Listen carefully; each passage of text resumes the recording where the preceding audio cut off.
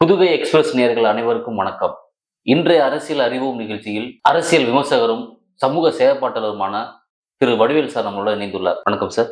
வணக்கம் sir. Tamil Nadu government இந்த வருஷம் பொங்கல் பரிசாக 1 கிலோ பச்சரிசி, 1 கிலோ சர்க்கரை, ஒரு முழு கரும்பு பிளஸ் 3000 ரூபாய் ரொக்க பணம் கொடுக்குறாங்க. இதை பத்தி நீங்க என்ன நினைக்கிறீங்க? ஃபர்ஸ்ட் தமிழக முதல்வர் பொங்கல் பரிசா மக்களுக்கு கொடுக்குறாரு. இதுல நம்ம என்ன நினைக்கணும்னு நீங்க நினைக்கிறீங்க? இல்ல, இது 3000 ரூபாய் ரொக்க பணங்கிறது இந்த டைம் தான் அதிகமா தெரியுது.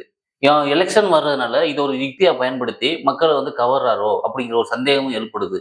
இதே 2022ல எதுவுமே கொடுக்கல அவரு. 23, 24 இதுல 1000 ரூபாய் ரொக்க பணம் கொடுத்திருந்தாரு. 2025லயும் எதுவுமே கொடுக்கல. 2026ல மட்டும் 3000 ரொக்க பணங்கும் போது இது அரசியல் யுக்தியாவே பார்க்கப்படுகிறது. மக்களை கவருக்கான ஒரு யுக்தியா கூட இருக்கலாமே. இப்ப தமிழக முதல்வர் இப்ப இந்த ஒரு 4 ஆண்டு காலமா பொங்கல் பரிசு கொடுத்துருக்கிறாரு அப்படின்னு சொல்றீங்க. ஓகே, இது கொடுத்தாதான் தமிழக மக்கள் பொங்கல் வைப்பாங்க அப்படின்னு மக்கள் எதுவும் சொல்றாங்க? அப்படி ஒண்ணு இல்ல, அப்படி ஒண்ணு எதிர்பார்ப்பு இல்லை. ஆனா இது ஒரு விவசாயிகளோட எதிர்பார்ப்பு இருக்குல்ல.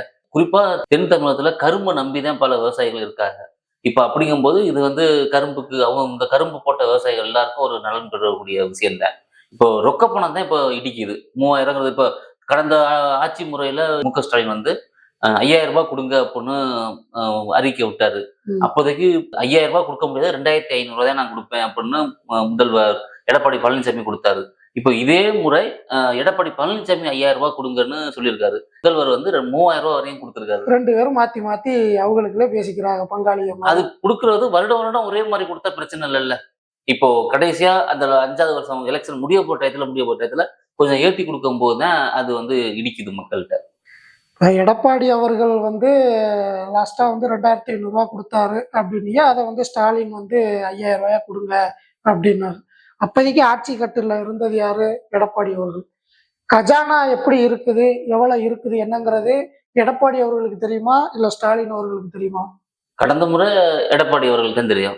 அப்ப அந்த நிதிநிலை பொறுத்து தான் எடப்பாடி அவர்கள் ஒரு பொங்கலுக்கு இவ்வளவு பணம் கொடுக்கணும் அப்படிங்கிறது 2021ல அறிவிச்சார். 2500 ரூபாய் அப்படிங்கிறத அறிவிச்சு இது பண்ணார். ஓகேங்களா? இப்ப அப்படியே மாத்தி 2026 அரசியல் முடிய போற டைம். இப்ப எடப்பாடி என்ன சொல்றாரு? 5000 ரூபாய் கொடுங்க அப்படின்னு சொல்றாரு. இப்ப இது ஆட்சி கட்டுல இருக்கிறது யாரு? முதல்வர் மு.க. ஸ்டாலின். அப்ப நிதிநிலை எப்படி இருக்குங்கிறது யாருக்கு தெரியும்? இப்ப மு.க. ஸ்டாலின் தான் தெரியும். மு.க. ஸ்டாலினுக்கு தான் தெரியும். அப்ப எவ்வளவு கொடுக்கணும் அப்படிங்கிறத யார் முடிவு பண்ணுவா? மு.க. ஸ்டாலின் தான் முடிவு பண்ணுவாரு. அது ஓகேங்க, அது ஓகே. ஆனா அது எலெக்ஷன் முடிய போட்ட டயத்துல மட்டும்தான் அந்த நிதி எவ்வளவு இருக்குன்னு தெரியுமா? அதுக்கு இடையில ஒரு 4 வருஷம் கேப் இருக்கு. அப்பெல்லாம் அந்த நிதியை பத்தி கவலையே கிடையாது. 2021ல ஸ்டாலின் ஆட்சி அமைப்புல வந்தாரு. ஓகேங்களா? அவர் வந்த டைம் அப்பதான் கொரோனா முடிஞ்சு வெளிவந்த டைமும் ரொம்ப தமிழகம் அதிகப்படியா பாதிப்புல ஏற்பட்டு இருந்த இடம். அப்படி இருக்கும்போது அந்த வருஷம் கொடுக்கவே இல்லை. அதுக்கு அடுத்தபடியா கொஞ்சம் நிதிநிலைய சரி பண்ணாங்க. 1000 ரூபாய். அதுக்கு அடுத்த வருஷம் ஒரு 1000 ரூபாய் கொடுத்தாங்க. 2025ல நிதிநிலை ரொம்ப பற்றாக்குறை இதாயிருச்சு. சென்செக்ஸ் அமெரிக்கா டாலருக்கு நிகரா ரொம்ப இறங்கிருச்சு அப்படிங்கிறதுனால கொடுக்கவே இல்லை. இப்ப சில ஒரு வருட காலமாக அதிகப்படியான வர்த்தக ரீதியான தொழில்களை ஈட்டுறதுக்காக முதல்வர் அவர்கள், தொழில்துறை அமைச்சர் அவர்கள் பல வெளிநாடுகளுக்கு போய் முதலீட்டை ஈட்டுக்கிட்டு வந்திருக்கிறாங்க. இப்ப நம்ம சொல்ல போனோம்னா பல மாநிலங்களை விட தமிழ்நாடு வர்த்தக ரீதியா ஒரு மேல் மட்டத்துல தான் இருக்கு அப்படின்னு சொல்ல முடியும் நம்மளால. அப்படி இருக்கும்போது இப்போதைக்கு அவர் 3000 ரூபாய் கொடுக்கறது அப்படிங்கிறது தமிழக அரசுக்கு ஒரு பெரிய நிதி சுமையா இல்லை. ஓகேங்களா? அதை ஒரு முன்னேற்பாடா வச்சுக்கிட்டு தான் 5000 ரூபாய்ங்கிற இடத்துல 3000 ரூபாயா மக்களுக்கு கொடுப்போம் அப்படிங்கிற ஒரு முடிவையே அரசு எடுத்திருக்குது. இப்போ கரும்புக்கு வருவோம். கரும்பு தமிழ்நாட்டுல இப்போ தமிழ்நாடு கவர்மெண்ட் அறிவிச்சது ஒரு கரும்பு 38 ரூபாய். ஓகே. இப்ப 38 ரூபாங்கிறது ஒரு கட்டு கரும்பு 10 கரும்பு வைப்பாங்க. 380 ரூபாய் அறிவிச்சிருக்கு. இது அப்படியே விவசாயிகளுக்கு போய் சேருதுன்னு நினைக்கிறீங்களா? இதுல என்ன, நீ ஏதோ ஒரு வச்சிருக்கிய, ஒரு உண்மையை வச்சிருக்கிய, அதை கேட்டீங்கன்னா நான் அதுக்கு பதில் சொல்லிடுவேன்ல. இல்ல, அதாவது விவசாயிகளுக்கு குறிப்பா தென் தமிழகத்துலதான் அதிகப்படியான சாகுபடி கரும்பு நடக்கும். இதுல புதுக்கோட்டை மாவட்டத்துல ரொம்ப அதிகமா இருக்கு கரும்பு. ம். இப்போ கரும்பு வந்து விவசாயிகள் என்ன சொல்றாங்கன்னா, எங்களுக்கு வந்து ஒரு ரூ. 200 கூட முழுசா வரமாட்டேங்குது. அதுலயும் எல்லாத்தையும் கமிஷன் கிமிஷன் போக இதுவுலே ஒரு ஏஜென்ட் எல்லாம் இருக்கிறாங்க போல.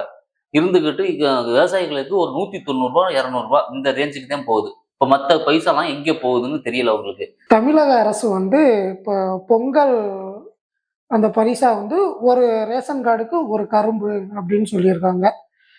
கரும்பு வந்து 10 கரும்பு இப்போ ஒரு கட்டுக்கு வரும். நீங்க சொல்ற கணக்குல ரூ. 380 அப்படிங்கிற ஒரு நிர்ணயத்த தமிழக அரசு வச்சிருக்குது. இது வந்து முழுசா மக்களுக்கு போகுதா இல்லையான்னு கேட்டா போகாது. எந்த ஆட்சி வந்தாலுமே போகாதுங்க.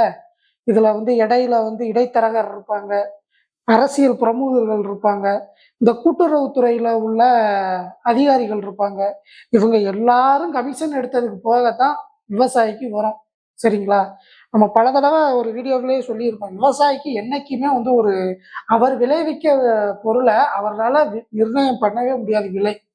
அரசோ, அரசு சார்ந்த நிறுவனங்களோ இவங்க தான் நிர்ணயம் பண்ண முடியும். இது வந்து விவசாயிகளுக்குன்னேன்னு உள்ள சாபம். சரிங்களா? இப்ப ரூ. 380 டைரக்ட்டா போய் சேருதா அப்படின்னா சேராது. அந்த மாவட்டத்தோட மாவட்ட செயலாளர் இருப்பாரு, எம்எல்ஏ இருப்பாரு, ஒன்றிய செயலாளர் இருப்பாரு. அந்த கரும்பு விளைவிக்கக்கூடிய கிராமத்துல உள்ள ஒரு முக்கியமான அரசியல் பிரமுகர் இருப்பாங்க. இந்த மாவட்ட செயலாளர் எம்எல்ஏவை பார்ப்பார், எம்எல்ஏ ஒன்றியத்தை பார்ப்பார், ஒன்றியம் அந்த கிராமத்துல உள்ளவர், அந்த கிராமத்துல உள்ளவர் தான் அந்த விவசாயியை பார்ப்பார். அப்ப இந்த 4 பேர் ஓகேங்களா? இதை தாண்டி அரசு அதிகாரிகள் ஓகேங்களா? இந்த விவசாயிகிட்ட இருந்து இவர் வாங்கி அதுக்கடுத்து ஒன்றிய செயலாளர், எம்எல்ஏ, மாவட்ட செயலாளர் இவங்கள்ட்ட இருந்து அரசு அதிகாரிகள் எல்லாருக்குமே ஒரு கமிஷன் போகத்தான் செய்யுது. அப்ப அவங்களே நிர்ணயிச்சுக்குவாங்க ரேட்டு, அவங்களே கமிஷனையும் எடுத்துக்குருவாங்க. கண்டிப்பா இதுதான். இப்ப இதனால விவசாயிகளுக்கு மிகப்பெரிய பாதிப்பு தானே.